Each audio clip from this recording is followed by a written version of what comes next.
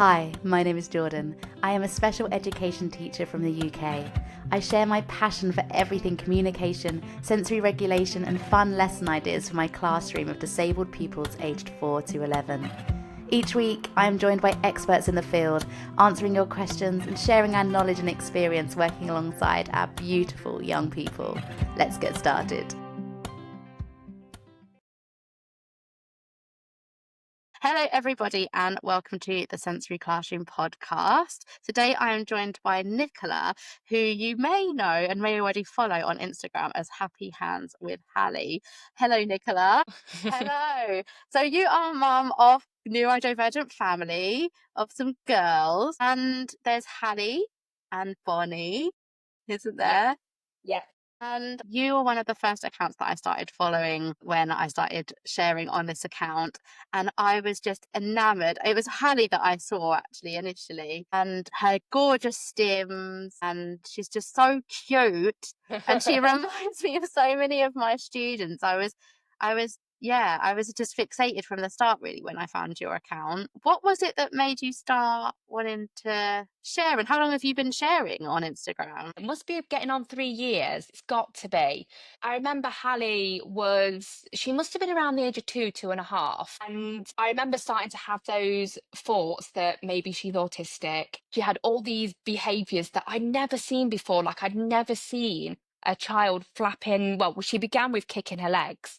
So she would just kick her legs and she would just make like the O shape with her mouth and stiffen up her whole body. And she would spend so much time doing that. And I'd never met another child that had done that. And then when I started to put everything together and realize, actually, I think she's autistic, and we started to go through that diagnosis process, because I felt in that position of, when I first started out, I had no idea what this looked like. I thought it'd be so good to actually share this and actually be the person that I needed when I was at that beginning stage. And so that's kind of how my mindset was at that, was be what I needed. And so that's when I began sharing, and I just began sharing, and I really didn't expect her account to go the way it went. I had a few hundred followers, and I was just sharing. I didn't even want it to grow at that point. Like I was just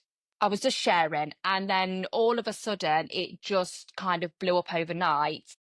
And then we ended up with this amazing community, and it went from there, really. So, I yeah. think you are right, though. I think lots of people need what you needed. I think lots of people need to know an inside, honest account of, what they're seeing, basically, and to know that it's okay. It just means autism, and this is what it can mean, and it might mean this, and it might mean that, and these are some things that we go through daily. You share so honestly and open. And you do talk about the reality, I feel, but I feel like you do it in such a way, and not all accounts manage this. I feel like you do it in such a way that is still really respectful to your children and what they're going through. How do you navigate how much you share to keep it real, but also what you don't share to give them some kind of, I don't know, anonymity, I suppose? Like, how do you navigate that? Because that's tricky. Yeah, I think I tend to do it with my words. That's one thing that I've always really enjoyed, or even as a child growing up, was writing and expressing through writing. So I like poetry, anything expressive. So videos, I find an art to it. Like, like putting the videos together, putting the words and the music, like I really enjoy putting them together. And that's what I see it as. So while I might not be showing Hallie in distress or upset or anything like that, I find if I get the right music and I get the right words, then I can actually put the emotion of what is going on into that video without actually showing, stuff that really goes on. Because for me, I don't want to show Hallie in when she's No. upset. I don't want to show when she's in meltdown or anything like that. There's the odd thing that I've shown that might be Hallie getting cross, because I it's, love it. there's sometimes you have to see the comical side of things, and when her eyebrows drop, and It is funny, isn't it? yeah. Bless her. It's just so cute. It's so cute. But I feel like you manage that in such a way of also sharing the reality. I know I've followed you since you were really struggling with getting Hallie to school, and that was really stressful. She missed a lot of school, wasn't she? She was out for weeks at a time, and Yeah. day on day, you never knew in the morning whether it would be a wanting to go to school day or not. And more, it wasn't a wanting to go to school day, Yeah. and that's a real hard time. And I think you navigated it really beautifully because you were sharing the reality, but you were still advocating for her. It wasn't shaming her. It wasn't blaming her. It wasn't even shaming or blaming the school, actually. You did it so incredibly well of Yeah. just openly laying it on the table. This is like, it's fact. This is just what it is. Yeah. Yeah. Hallie doesn't Yeah. want to be there. They can't meet her needs. It just is. And I think you did that really beautifully. I think you did it really well. Yeah, yeah, I did. I do remember at the time, like it may not have, there was a lot of things that I didn't share at that time, especially with probably my emotions and my well-being and things like that, because I was really struggling. And I have shared that later on down the line and said, I couldn't, some mornings, like I would be struggling with anxiety. I'd be on the school run and I would feel panic. And I think I was more panicking about panicking rather than, Right.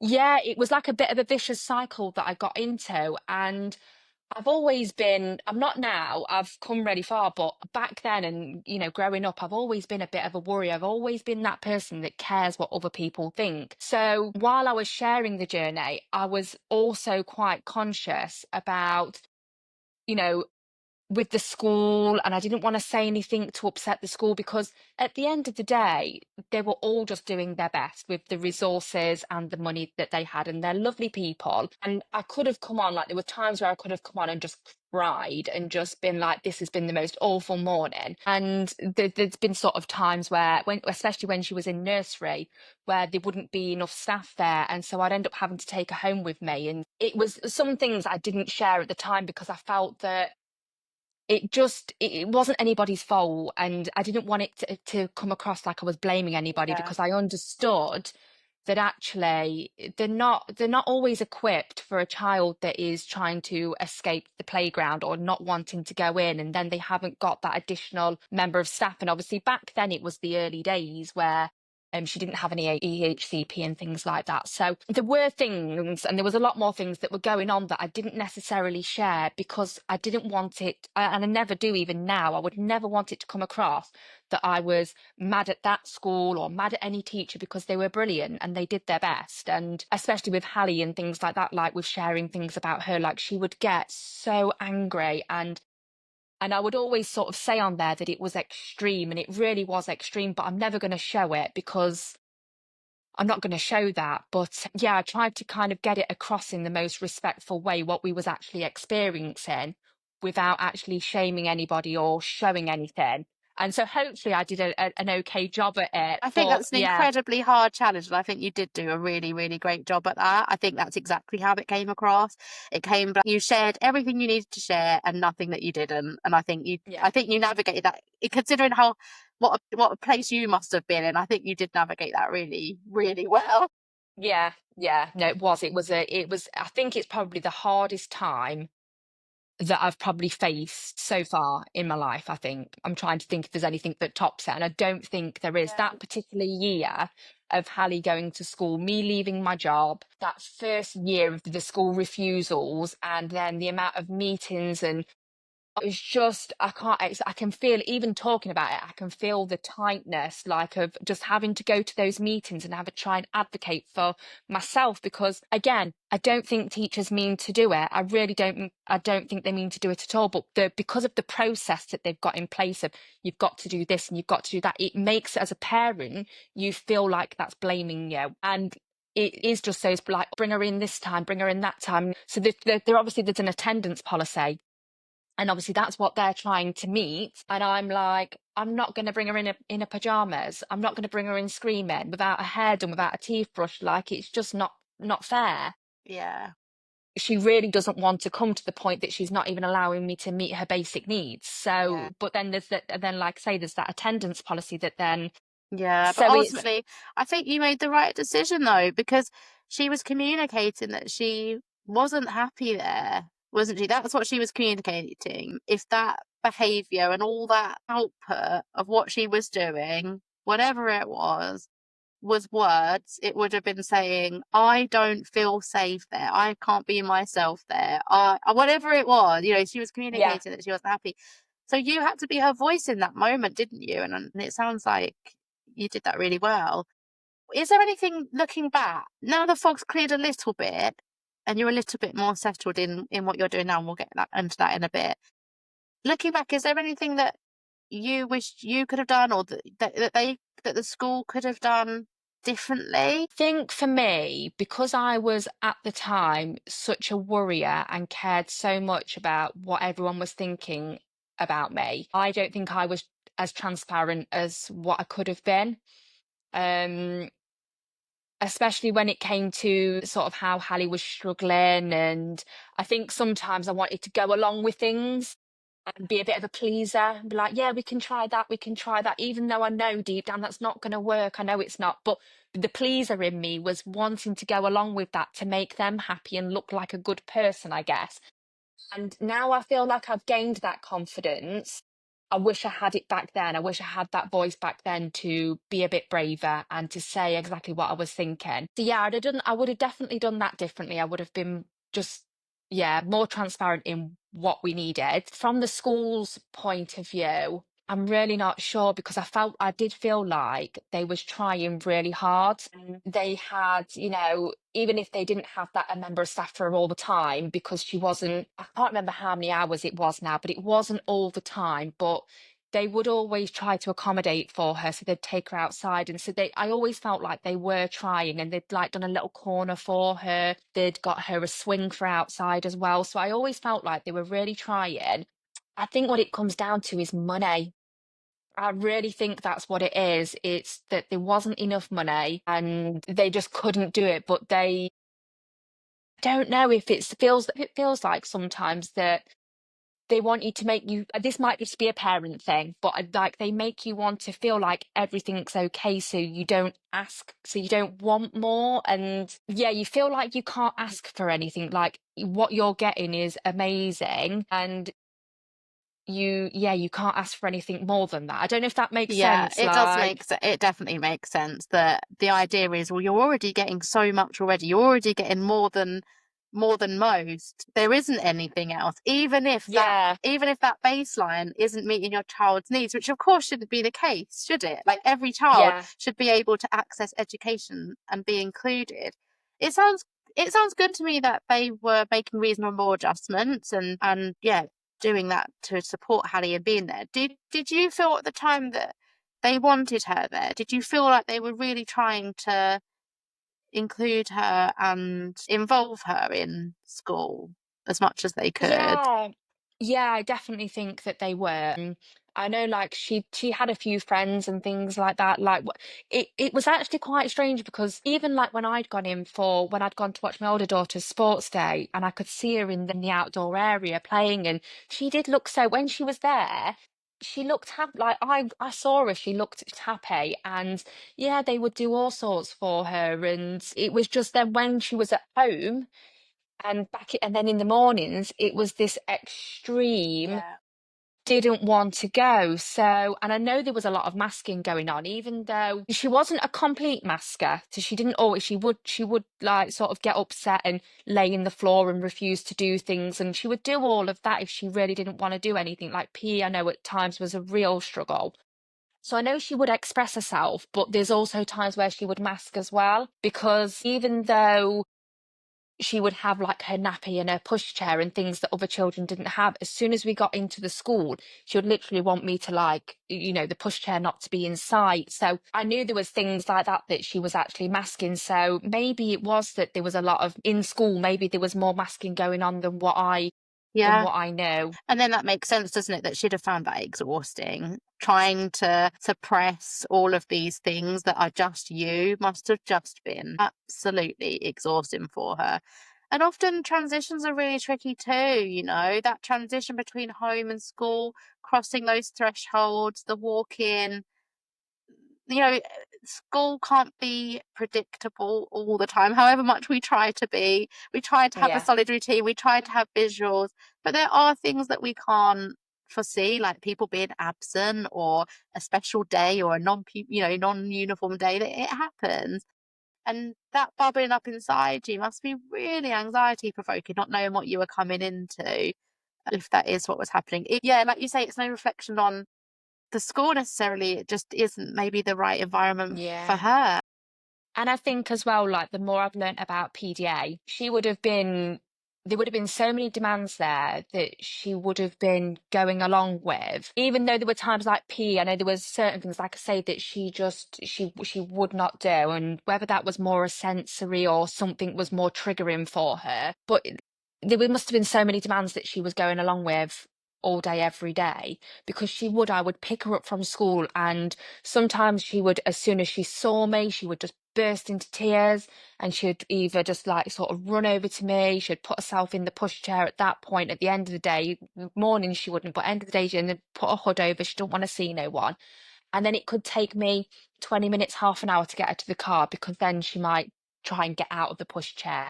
So then at that point, it was like, I've got to like strap her in. But then when it came to then, I'm going to strap you in, then she wouldn't get in. And so it was, after school was just such a difficult time to get her home. And then she would get home and she wouldn't, even still a little bit now, but it was a lot worse then. Like, she wouldn't eat food with people. She would just completely isolate herself. And it would just be from the moment of getting her home from school until whenever she went to bed, because she goes to bed quite late, it would just be meltdown after meltdown, or isolation. Because she'd been And it holding it wasn't nice. together all day, hadn't she? She'd been, following the instructions and holding it together all day, all day, all day. And all of a sudden, she's with her safe people, you, her family. She can go, oh, but then she's got nothing left. She can't Yeah. she can't keep herself safe. She can't follow instructions or direction. It's too much. Can we talk about PDA, pathological demand avoidance? Because Yeah. it's she has a PDA profile, doesn't she? And that impacts her and your life pretty much all the time, how you speak Yeah. to her and what she does. So do you want to explain a little bit about how that looks day to day? So for Hallie, she hasn't got an official diagnosis of PDA, because they actually don't diagnose it in my area at all.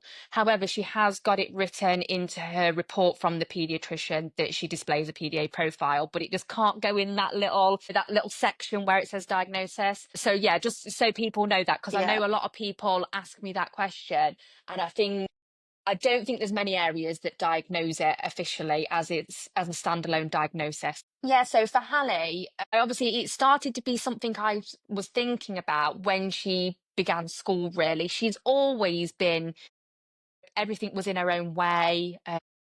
Are the times that we've had, like trying to make decisions on, spoons and forks and cups, and it could be anything, and we would have to go through. Oh, it's just, yeah, it was hard work. But then when she went to school, that was when I found the behaviour started to spiral, and things started to get progressively worse with the refusal to do anything.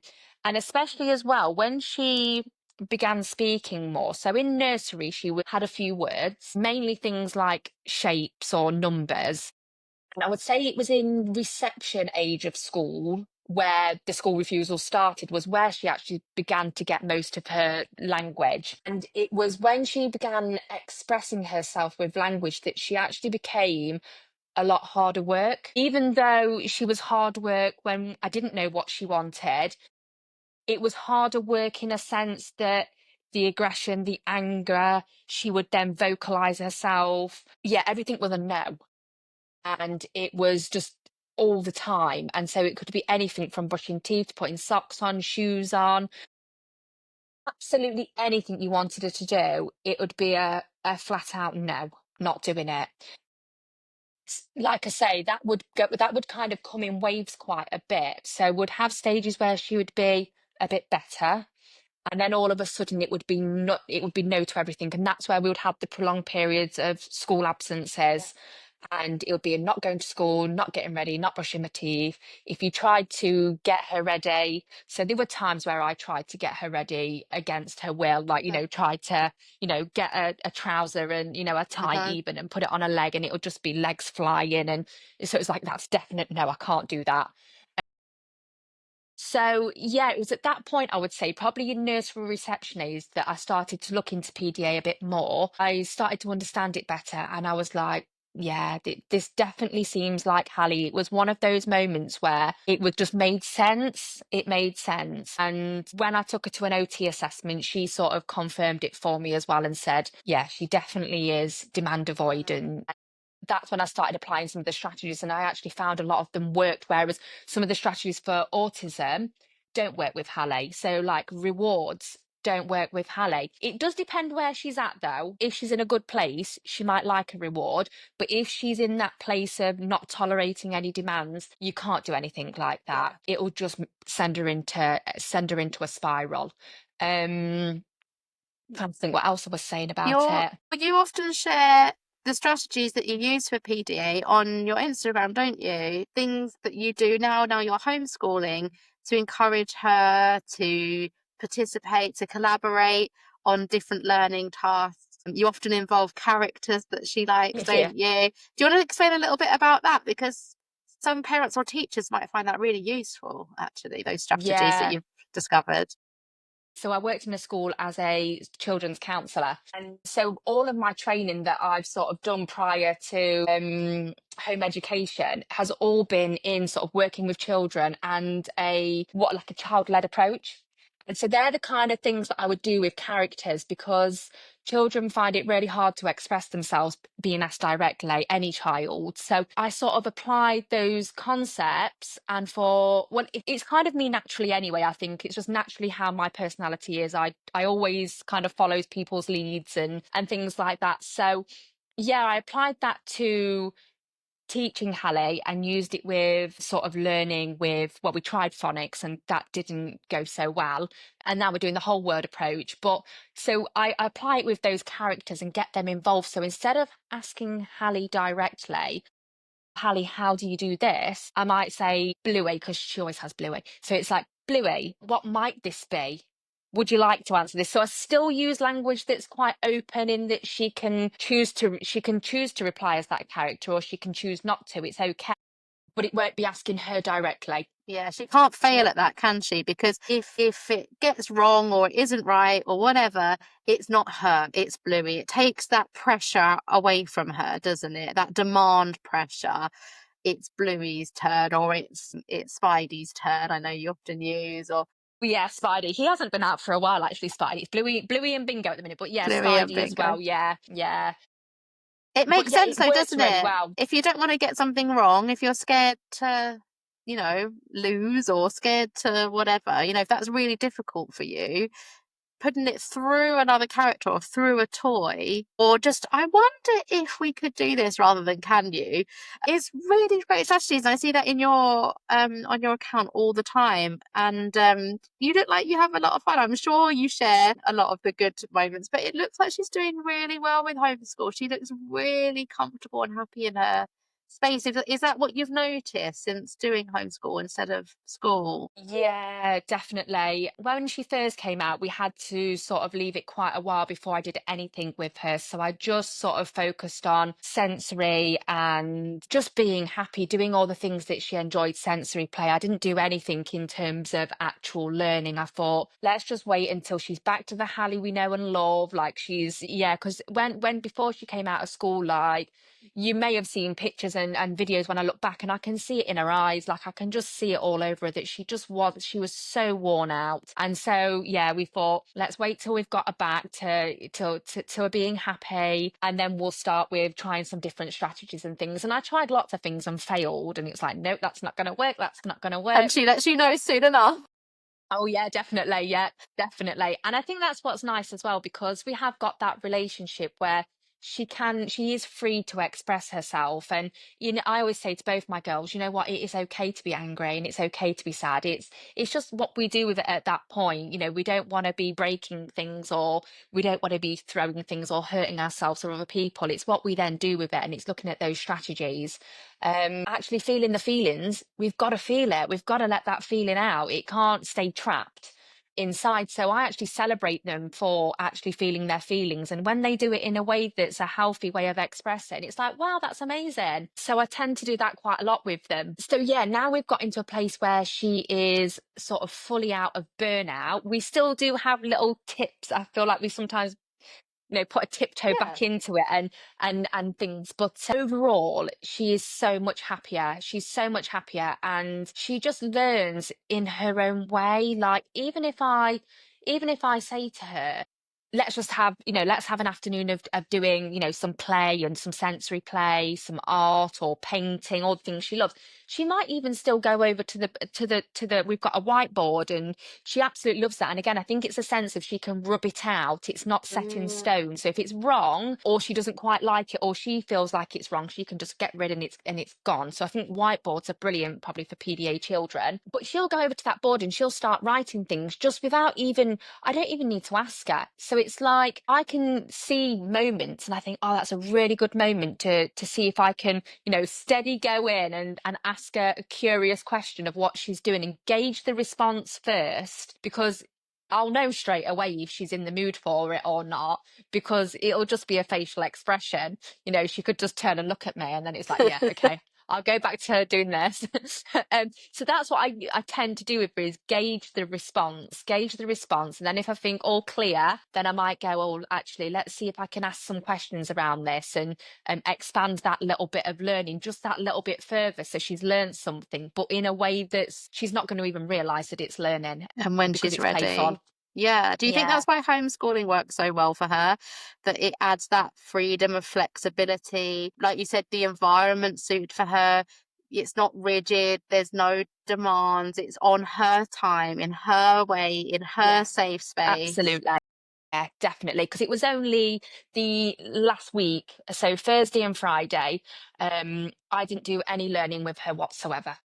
It was just all sensory, all play. It was nice weather, so we was in the garden, she was doing some drawing, and even in those moments she still did a little bit of writing, because we've got a thing at the minute called new words, and so she asks me, oh, is this a new word? And so then I'll write it on the board and things. So we've got a little thing going there. So even when we do make that kind of decision that she is starting to express some burnout, she is starting to look tired, and you can kind of tell, because she will stop with tolerating demands. She will start having meltdowns. She won't tolerate touch, and sensory, she kind of goes out of Yeah. whack as well. So it's like, when I start to notice those signs, I think, right, we'll pull back on anything educational at the moment, and let's just do play-based things. And even in that, she still does a bit of learning, but just on her terms. I was going to say that. I think you'd be surprised coming into my classroom how that is exactly what it's like. With like, I have lots of Hallies in my room, and we do lots of what you've just said, and they learn best actually in those moments of sensory play and outside, just playing, no agenda, no planning, learning. But actually, that's when we get our best communication. It's when we get our best social interaction. The demands are reduced. They've got low anxiety. They're in control. Their needs are met, so they're regulated. We get the Yeah, best stuff. And I think you'll be surprised at how little learning we do in our room, actually, structured time. I think probably per child, they probably get maximum 20 minutes a day of like yeah, actual focus, like, let's do the writing, let's do the whatever. The rest of the time is child led, much more free flow. So yeah, I think you're doing an incredible job. It's exactly what she needs. yeah. Clearly, because she's thriving. Her writing, her speech, everything is doing incredibly well. Yeah, yeah, she's really surprised me. She really has surprised me, because when she first came out of school, she wouldn't even let me hold a book anywhere near her. Right. So I could, Just she real triggering. she would just throw it. It would be gone. She wouldn't allow me to read to her. She never has allowed me to read to her, actually, even before school. Books have always just been something for her. that for some reason is just a no-go. And I don't know if again if that's a PDA thing because I'm reading to her and she's not in control. I don't know. Right. But yeah, so and it would be if I tried to do even if I tried to do anything phonics related, it would be an absolute no. And yeah, like now she's just so much happier, and if she accepts that, she accepts it more, which is really nice. Yeah, definitely. If there are any parents listening with school refusers at home that have been thinking about homeschooling for a while, what advice would you give them? So for me, it was a bit of a process. I felt like I had to go through sort of stages, which was to leave my job to begin with, and I waited until the time felt right. And then taking them out of school, again, it was like I was waiting for the right time or like a sign. And now I look back, I don't know why I just didn't do it when I first thought about it and when it was first in my mind, because homeschooling has been something that I actually originally wanted to do with Bonnie back when she was younger. And I always thought I would, because we had the lockdown, didn't we, when she was Yeah, of course. in reception. And I absolutely loved teaching her. Like I remember like people used to be really struggling and be like, "Oh, they're back at school yet?" And I'd be like, "I love it. Like, I absolutely love it." And we had such a great time. So I always had it in my head then that I would love to homeschool, and I'd love to do all of that because I actually really enjoy it. And I see how much the kids benefit from it. Yeah. So it was always there. So I guess in terms of the process of that decision, it was like I had already considered it prior. And then yeah, just waiting for, I think I was just waiting for a sign, something to make me make the decision. But I wish now I've gone for it, because at the end of the day, I know things might change at the minute. So as we speak now, before this new bill comes in, you can just deregister your child. And then if it doesn't work out, you can just re-register them. It's no big deal. Like you can just go, actually, I know for a child like Hallie, it is difficult because obviously you have got your Yeah. EHCP and you do need to find the school and things like that. But you can still go back There's into kind it. of It's nothing not to like, lose though. Yeah. yeah, you've not, it's not like once you deregister, that's it, you can't go back in a school setting again. You can give it a try. Give it a try, see if it works, and if it doesn't, look at those next steps. But yeah, for me, it's been the best thing that I've ever done. And I don't want to sort of paint it as this amazing, because there are really difficult times. There are times where I think I go through like a bit of a wave, like I feel like, oh, I'm all good, this is going amazing. And then it might only take one thing just to, like, if Hallie gets burnt out or if she has a couple of bad days, that might have a knock-on effect on me. And then I start to feel a little bit burnt out. And then I feel like, oh, have I made the right decision? And it's like I go through this loop, and like for like, Yeah, that's a good point actually, because often, regardless of school, ultimately it gives you respite too, doesn't it? From each other. For Hallie from you and you from Hallie as well, and just everything. It gives a little bit of respite. Have you noticed missing that at all? Just a break from each other, or actually are you managing that okay and it isn't. I do try to do things on my own still. So like in the evenings and just have a bit of me time is by just going out for a run. I really like things like nature, and I like meditation and just being still. And so that's something I do. That's my little escape, is to just, when dad gets in from work, it might be that I just pop out for a little bit, have a walk, have a run, and just, sit on the bench somewhere and just listen to a bit of music and just sit. And I really, really enjoy that. I can imagine that's essential as well, so that you have the strength and energy and capacity to be the best, because you're a teacher and mom now, to be the best teacher and mum that you can Yeah. be to your girls. Yeah, yeah, it's like I've got so many roles. I was only saying to Bonnie today, like, because she was asking me to get her something and then make a dinner, and I said, I feel like Miss Rabbit, on Peppa Pig. Like, I've literally got so many roles, You're doing because everything. that's something that I am really trying to work on at the minute, is sort of life skills and independence. So getting the girls, actually, let's make your dinner, let's all do it together, and so things like that, and then putting their rubbish away, and so it's Yeah, I think and all of this. that's the best thing about homeschool, isn't it? Is that you have the ability to teach things that we never can. We can never teach about hygiene and bath times and teeth brushing and hair washing and salons and cooking in as much depth as you can. Gardening, we can never do that just because we don't have the Yeah. facilities.